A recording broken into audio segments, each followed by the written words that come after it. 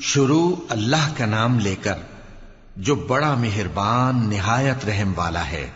طاسین، یہ قرآن یعنی کتاب روشن کی آیتیں ہیں، مومنوں کے لیے ہدایت اور بشارت ہے، وہ جو نماز پڑھتے اور زکوٰۃ دیتی ہیں اور وہ آخرت کا بھی یقین رکھتے ہیں۔ جو لوگ آخرت پر ایمان نہیں رکھتے، ہم نے ان کے اعمال ان کے لیے آراستہ کر دیے ہیں تو وہ بھٹکتے پھر رہے ہیں۔ یہی لوگ ہیں جن کے لیے برا عذاب ہے اور وہ آخرت میں بھی بہت نقصان اٹھانے والے ہیں۔ اور تم کو یہ قرآن اس حکیم و علیم کی طرف سے عطا کیا جاتا ہے۔ جب موسیٰ نے اپنے گھر والوں سے کہا کہ میں نے آگ دیکھی ہے، میں وہاں سے رستے کا پتہ لاتا ہوں یا کوئی شعلہ یعنی ایک انگارہ تمہارے پاس لاتا ہوں تاکہ تم آگ تاپو۔ جب موسیٰ اس کے پاس آئے تو ندا آئی کہ وہ جو آگ میں تجلی دکھاتا ہے بابرکت ہے، اور وہ جو آگ کے ارد گرد ہے، اور اللہ جو تمام عالم کا پروردگار ہے پاک ہے۔ اے موسیٰ، میں اللہ ہوں، عزت والا، حکمت والا، اور اپنی لاٹھی ڈال دو۔ سو جب اسے دیکھا تو اس طرح حرکت کر رہی تھی گویا سانپ ہے، تو پیٹ پھیر کر بھاگے اور پیچھے مڑ کر نہ دیکھا۔ فرمایا، اے موسیٰ، ڈرو مت، میرے پاس پیغمبر ڈرا نہیں کرتے۔ ہاں، جس نے ظلم کیا پھر برائی کے بعد اسے نیکی سے بدل دیا تو میں بخشنے والا مہربان ہوں۔ اور اپنا ہاتھ اپنے گریبان میں ڈالو، بے عیب سفید و روشن نکلے گا۔ ان 2 معجزوں کے ساتھ جو 9 معجزوں میں داخل ہیں فرعون اور اس کی قوم کے پاس جاؤ کہ وہ بدکردار لوگ ہیں۔ پھر جب ان کے پاس ہماری روشن نشانیاں پہنچیں تو کہنے لگے یہ کھلا جادو ہے، اور بے انصافی اور غرور سے ان کو ماننے سے انکار کیا، جبکہ ان کے دل ان کو مان چکے تھے۔ سو دیکھ لو کہ فساد کرنے والوں کا انجام کیسا ہوا۔ اور ہم نے داؤد اور سلیمان کو علم بخشا، اور انہوں نے کہا کہ اللہ کا شکر ہے جس نے ہمیں اپنے بہت سے مومن بندوں پر فضیلت دی۔ اور سلیمان داؤد کے قائم مقام ہوئے اور کہنے لگے کہ لوگوں، ہمیں اللہ کی طرف سے پرندوں کی بولی سکھائی گئی ہے اور ہر چیز عنایت فرمائی گئی ہے، بے شک یہ اس کا خاص فضل ہے۔ اور سلیمان کے لیے جنوں اور انسانوں اور پرندوں کے لشکر جمع کیے گئے اور پھر ان کی جماعتیں بنائی گئیں، یہاں تک کہ جب چیونٹیوں کے میدان میں پہنچے تو ایک چیونٹی نے کہا کہ چیونٹیوں، اپنے اپنے بلوں میں داخل ہو جاؤ، ایسا نہ ہو کہ سلیمان اور اس کے لشکر تم کو کچل ڈالیں اور ان کو خبر بھی نہ ہو۔ تو وہ اس کی بات سے ہنس پڑے اور کہنے لگے کہ اے پروردگار، مجھے توفیق عنایت کر کہ جو احسان تو نے مجھ پر اور میرے ماں باپ پر کیے ہیں ان کا شکر کروں اور ایسے نیک کام کروں کہ تو ان سے خوش ہو جائے، اور مجھے اپنی رحمت سے اپنے نیک بندوں میں داخل فرما۔ اور جب انہوں نے پرندوں کا جائزہ لیا تو کہنے لگے کیا سبب ہے مجھے ہدہد نظر نہیں آتا؟ کیا کہیں غائب ہو گیا ہے؟ میں اسے سخت سزا دوں گا یا ذبح کر ڈالوں گا یا میرے سامنے اپنی بے قصوری کی واضح دلیل پیش کرے۔ ابھی تھوڑی دیر ہوئی تھی کہ ہدہد آ موجود ہوا اور کہنے لگا کہ مجھے ایک ایسی چیز معلوم ہوئی ہے جس کی آپ کو خبر نہیں، اور میں آپ کے پاس ملک سبا سے ایک یقینی خبر لے کر آیا ہوں۔ میں نے ایک عورت دیکھی کہ ان لوگوں پر حکومت کرتی ہے اور ہر چیز اسے میسر ہے، اور اس کا ایک شاندار تخت ہے۔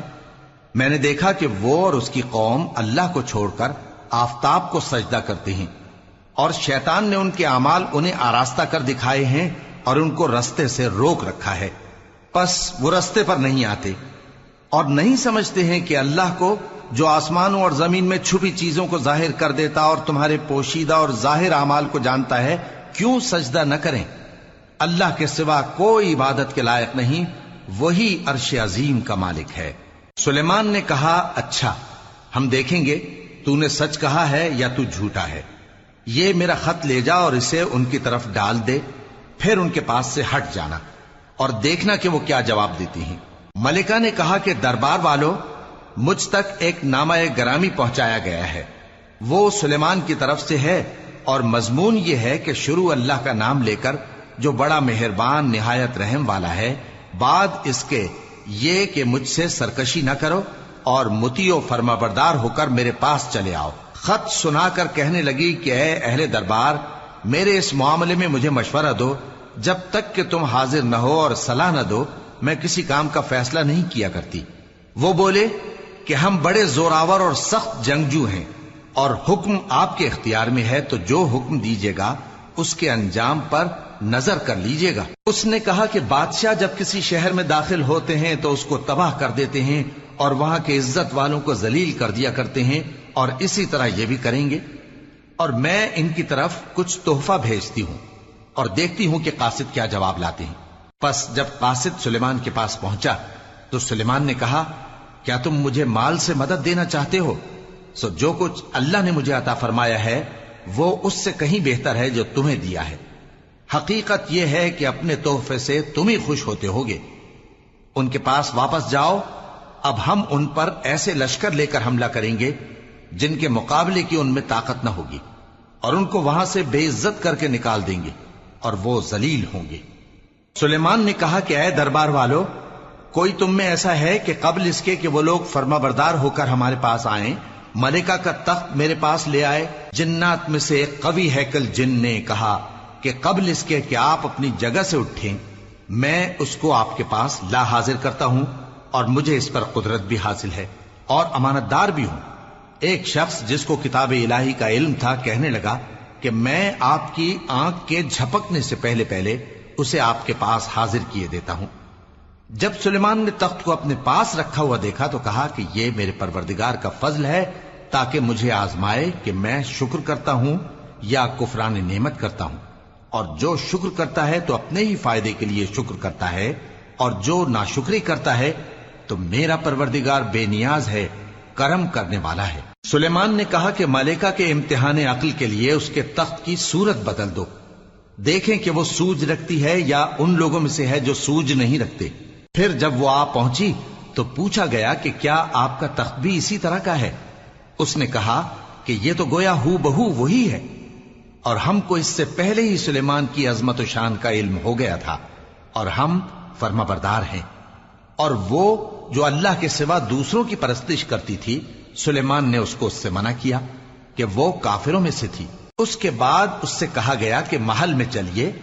جب اس نے اس کے فرش کو دیکھا تو اسے پانی کا حوض سمجھا اور کپڑا اٹھا کر اپنی پنڈلیاں کھول دی۔ سلیمان نے کہا، یہ ایسا محل ہے جس کے نیچے بھی شیشے جڑے ہوئے ہیں۔ وہ بول اٹھی کہ پروردگار، میں اپنے آپ پر ظلم کرتی رہی تھی، اور اب میں سلیمان کے ساتھ اللہ رب العالمین پر ایمان لاتی ہوں۔ اور ہم نے سمود کی طرف ان کے بھائی صالح کو بھیجا کہ اللہ کی عبادت کرو، تو وہ دو فریق ہو کر آپس میں جھگڑنے لگے۔ صالح نے کہا کہ اے قوم، تم بھلائی سے پہلے برائی کے لیے کیوں جلدی کرتے ہو، اور اللہ سے بخشش کیوں نہیں مانگتے تاکہ تم پر رحم کیا جائے؟ وہ کہنے لگے کہ تم اور تمہارے ساتھی ہمارے لیے برا شگون ہیں۔ صالح نے کہا کہ تمہاری بدشگونی اللہ کے پاس ہے، بلکہ تم ایسے لوگ ہو جن کی آزمائش کی جاتی ہے۔ اور شہر میں 9 شخص تھے جو ملک میں فساد کیا کرتے تھے اور اصلاح سے کام نہیں لیتے تھے۔ کہنے لگے کہ اللہ کی قسم کھاؤ کہ ہم رات کو اس پر اور اس کے گھر والوں پر شبخون ماریں گے، پھر اس کے وارثوں سے کہہ دیں گے کہ ہم تو اس کے گھر والوں کے موقع ہلاکت پر تھے ہی نہیں، اور ہم سچ کہتے ہیں۔ اور وہ ایک چال چلے، اور ہم نے بھی ایک تدبیر کی، اور ان کو کچھ خبر نہ ہوئی۔ تو دیکھ لو کہ ان کی چال کا انجام کیسا ہوا۔ ہم نے ان کو اور ان کی قوم سب کو ہلاک کر ڈالا۔ اب ان کے یہ گھر ان کے ظلم کے سبب تلپٹ پڑے ہیں۔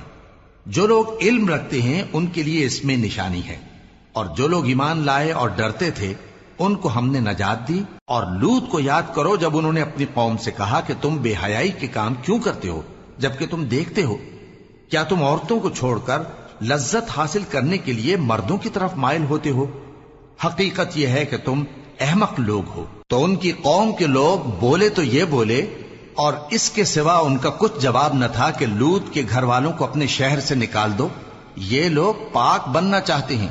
تو ہم نے ان کو اور ان کے گھر والوں کو نجات دی، مگر ان کی بیوی کہ اس کی نسبت ہم نے مقرر کر رکھا تھا کہ وہ پیچھے رہنے والوں میں ہوگی۔ اور ہم نے ان پر مے برسایا، سو جو مے ان لوگوں پر برسا جن کو متنبع کر دیا گیا تھا برا تھا۔ کہہ دو کہ سب تعریف اللہ ہی کے لیے ہے، اور اس کے ان بندوں پر سلام ہے جس کو اس نے منتخب فرمایا۔ بھلا اللہ بہتر ہے یا وہ جن کو یہ اس کا شریک بناتے ہیں؟ بھلا کس نے آسمانوں اور زمین کو پیدا کیا، اور کس نے تمہارے لیے آسمان سے پانی برسایا؟ پھر ہم نے اس سے سرسبز باغ اگائے تمہارا کام تو نہ تھا کہ تم ان کے درختوں کو اگاتے، تو کیا اللہ کے ساتھ کوئی اور بھی معبود ہے؟ ہرگز نہیں، بلکہ یہ لوگ رستے سے الگ ہو رہے ہیں۔ بھلا کس نے زمین کو قرارگاہ بنایا اور اس کے بیچ نہریں بنائیں اور اس کے لیے پہاڑ بنائے، اور کس نے 2 دریاؤں کے بیچ اوٹ بنائی؟ یہ سب کچھ اللہ نے بنایا، تو کیا اللہ کے ساتھ کوئی اور معبود بھی ہے؟ ہرگز نہیں، بلکہ ان میں اکثر علم نہیں رکھتے۔ بھلا کون بے قرار کی التجا قبول کرتا ہے جب وہ اس سے دعا کرتا ہے، اور کون اس کی تکلیف کو دور کرتا ہے، اور کون تم کو زمین میں اگلوں کا جانشین بناتا ہے؟ یہ سب کچھ اللہ کرتا ہے، تو کیا اللہ کے ساتھ کوئی اور معبود بھی ہے؟ ہرگز نہیں، مگر تم بہت کم غور کرتے ہو۔ بھلا کون تم کو جنگل اور دریا کے اندھیروں میں رستہ بتاتا، اور کون ہواؤں کو اپنی رحمت کے آگے خوشخبری بنا کر بھیجتا ہے؟ یہ سب کچھ اللہ کرتا ہے، تو کیا اللہ کے ساتھ کوئی اور معبود بھی ہے؟ ہرگز نہیں۔ یہ لوگ جو شرک کرتے ہیں، اللہ کی شان اس سے بلند ہے۔ بھلا کون خلقت کو پہلی بار پیدا کرتا پھر اس کو دوبارہ پیدا کرے گا؟ اور کون تم کو آسمان اور زمین سے رزق دیتا ہے؟ یہ سب کچھ اللہ کرتا ہے، تو کیا اللہ کے ساتھ کوئی اور معبود بھی ہے؟ ہرگز نہیں۔ کہہ دو کہ مشرکو، اگر تم سچے ہو تو دلیل پیش کرو۔ کہہ دو کہ جو لوگ آسمانوں اور زمین میں ہیں اللہ کے سوا غیب کی باتیں نہیں جانتے، اور نہ یہ جانتے ہیں کہ کب زندہ کر کے اٹھائے جائیں گے، بلکہ آخرت کے بارے میں ان کا علم ختم ہو چکا ہے، بلکہ یہ اس کی طرف سے شک میں ہیں، بلکہ یہ اس سے اندھے ہو رہے ہیں۔ اور جو لوگ کافر ہیں کہتے ہیں کہ جب ہم اور ہمارے باپ دادا مٹی ہو جائیں گے تو کیا ہم پھر قبروں سے نکالے جائیں گے؟ یہ وعدہ ہم سے اور ہمارے باپ دادا سے پہلے سے ہوتا چلا آیا ہے، کہاں کا اٹھنا اور کیسی قیامت؟ یہ تو صرف پہلے لوگوں کی کہانیاں ہیں۔ کہہ دو کہ ملک میں چلو پھرو، پھر دیکھو کہ گناہگاروں کا انجام کیا ہوا ہے، اور ان کے حال پر غم نہ کرنا، اور نہ ان چالوں سے جو یہ کر رہے ہیں تنگ دل ہونا۔ اور کہتے ہیں کہ اگر تم سچے ہو تو یہ وعدہ کب پورا ہوگا؟ کہہ دو کہ جس عذاب کے لیے تم جلدی کر رہے ہو شاید اس میں سے کچھ تمہارے نزدیک آ پہنچا ہو، اور تمہارا پروردگار تو لوگوں پر فضل کرنے والا ہے، لیکن ان میں سے اکثر شکر نہیں کرتے۔ اور جو باتیں ان کے سینوں میں پوشیدہ ہوتی ہیں اور جو کام وہ ظاہر کرتے ہیں، تمہارا پروردگار ان سب کو جانتا ہے۔ اور آسمانوں اور زمین میں کوئی پوشیدہ چیز نہیں ہے مگر یہ کہ وہ ایک کتاب روشن میں لکھی ہوئی ہے۔ بے شک یہ قرآن بنی اسرائیل کے سامنے اکثر باتیں جن میں وہ اختلاف کرتے ہیں بیان کر دیتا ہے، اور بے شک یہ مومنوں کے لیے ہدایت اور رحمت ہے۔ تمہارا پروردگار قیامت کے روز ان میں اپنے حکم سے فیصلہ کر دے گا، اور وہ غالب ہے، علم والا ہے۔ تو اللہ پر بھروسہ رکھو، تم تو صاف حق پر ہو۔ کچھ شک نہیں کہ تم مردوں کو بات نہیں سنا سکتے، اور نہ بہروں کو جبکہ وہ پیٹ پھیر لیں آواز سنا سکتے ہو، اور نہ اندھوں کو گمراہی سے نکال کر رستہ دکھا سکتے ہو۔ تم تو انہی کو سنا سکتے ہو جو ہماری آیتوں پر ایمان لاتے ہیں، پھر وہ فرما بردار ہو جاتے ہیں، اور جب ان کے بارے میں عذاب کا وعدہ پورا ہوگا تو ہم ان کے لیے زمین میں سے ایک جانور نکالیں گے جو ان سے باتیں کرے گا۔ یہ ہم اس لیے کریں گے کہ لوگ ہماری آیتوں پر ایمان نہیں لاتے تھے، اور جس روز ہم ہر امت میں سے ایک بڑے گروہ کو جمع کریں گے جو ہماری آیتوں کی تکذیب کرتے تھے، پھر ان کی جماعت بندی کی جائے گی، یہاں تک کہ جب سب آ جائیں گے تو اللہ فرمائے گا کہ کیا تم نے میری آیتوں کو جھٹلا دیا تھا، حالانکہ تم نے اپنے علم سے ان کا احاطہ تو کیا ہی نہ تھا؟ بھلا تم کیا کرتے رہتے تھے؟ اور ان کے ظلم کے سبب ان کے حق میں وعدہ عذاب پورا ہو کر رہے گا تو وہ بول بھی نہ سکیں گے۔ کیا انہوں نے نہیں دیکھا کہ ہم نے رات کو اس لیے بنایا ہے کہ اس میں آرام کریں، اور دن کو روشن بنایا ہے کہ اس میں کام کریں؟ بے شک اس میں مومن لوگوں کے لیے نشانیاں ہیں۔ اور جس روز سور پھونکا جائے گا تو جو لوگ آسمانوں میں اور جو زمین میں ہیں سب گھبرا اٹھیں گے مگر وہ جسے اللہ چاہے، اور سب اس کے پاس عاجز ہو کر چلے آئیں گے۔ اور تم پہاڑوں کو دیکھتے ہو تو خیال کرتے ہو کہ مضبوط جمے ہوئے ہیں، مگر وہ اس روز اس طرح اڑتے پھریں گے جیسے بادل۔ یہ اللہ کی کاریگری ہے جس نے ہر چیز کو مضبوط بنایا، بے شک وہ تمہارے سب افعال سے باخبر ہے۔ جو شخص نیکی لے کر آئے گا تو اس کے لیے اس سے بہتر بدلہ تیار ہے، اور ایسے لوگ اس روز گھبراہٹ سے بے خوف ہوں گے، اور جو برائی لے کر آئے گا تو ایسے لوگ औंधे मुंह दोजख में डाल दिए जाएंगे। तुमको तो उन्हीं अमाल का बदला मिलेगा जो तुम करते रहे हो। कह दो, मुझको यही इरशाद हुआ है कि इस शहर मक्का के मालिक की इबादत करूं जिसने इसको मुहतरम बनाया है और हर चीज उसी की है, और मुझे यह भी हुक्म हुआ है कि मैं फर्माबरदार रहूं और यह भी कि कुरान पढ़ा करूं। अब जो शख्स राह रास्त इख्तियार करता है तो अपने ही फायदे के लिए इख्तियार करता है, और जो गुमराह रहता है तो कह दो कि मैं तो सिर्फ खबरदार करने वाला हूं। और कहो कि अल्लाह का शुक्र है, वो तुमको अनकरीब अपनी निशानियां दिखाएगा तो तुम उनको पहचान लोगे, और जो काम तुम करते हो तुम्हारा परवरदिगार उनसे बेखबर नहीं है। Thank you for watching Surat An-Naml Urdu translation and beautiful background video.